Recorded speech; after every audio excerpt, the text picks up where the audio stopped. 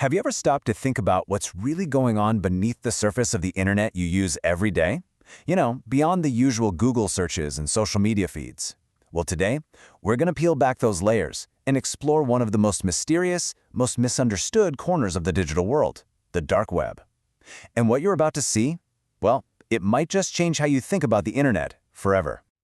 So get this, the entire internet that you and I know, everything you can possibly find on Google, all the news sites, Wikipedia, your favorite blogs, all of it, that makes up only about 5% of the whole World Wide Web. Just 5%. That is just a staggering thought, right? If our entire digital world is just that tiny little sliver, it really makes you wonder, what in the world is hiding in the other 95%? What's really going on beneath the surface?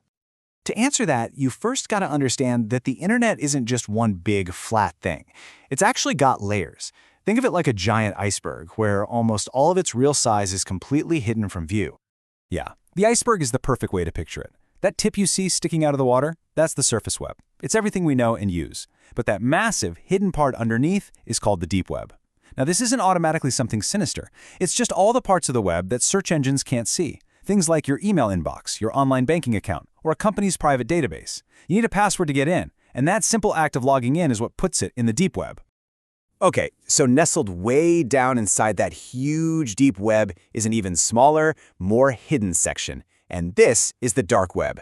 You can't just stumble upon it using Chrome or Safari. Nope, it's built from the ground up for total anonymity, so you need special software just to get there. So what is this hidden network really? And where did it even come from? Believe me, the origin story is probably not what you're expecting. The technology that actually powers the dark web, it was originally created by the US Navy back in the 90s. Crazy, right?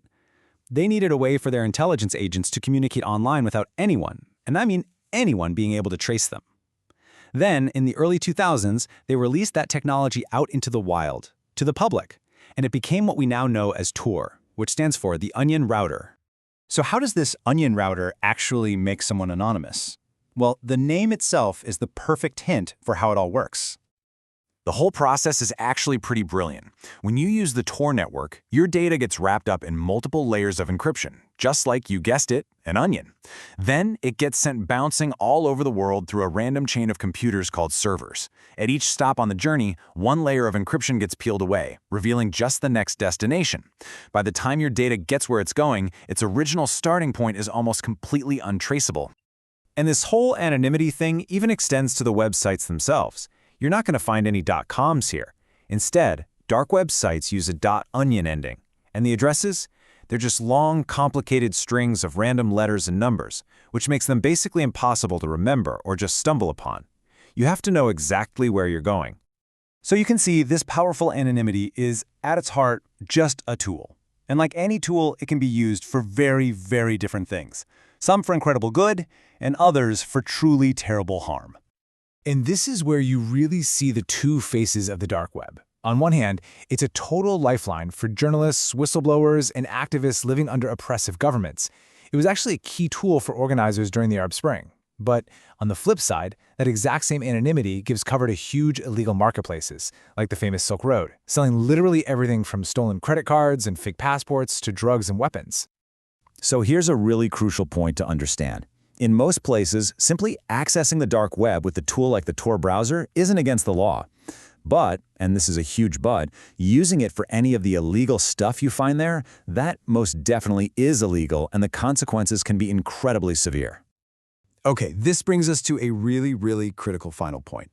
I get that all of this might spark some curiosity, but exploring the dark web is not like taking a casual stroll through your normal internet. You have to be extremely cautious. I'm just going to pause on this for a second because this cannot be overstated. This is not the place to just click around and see what happens.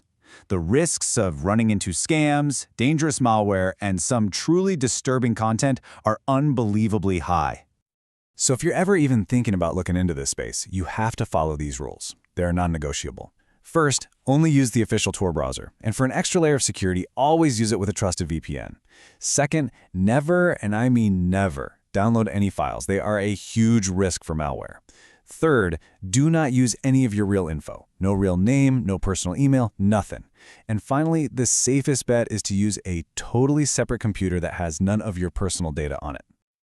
So, as we've seen, the dark web is this incredibly complex thing. It was born from a government project, and now it exists as this huge paradox.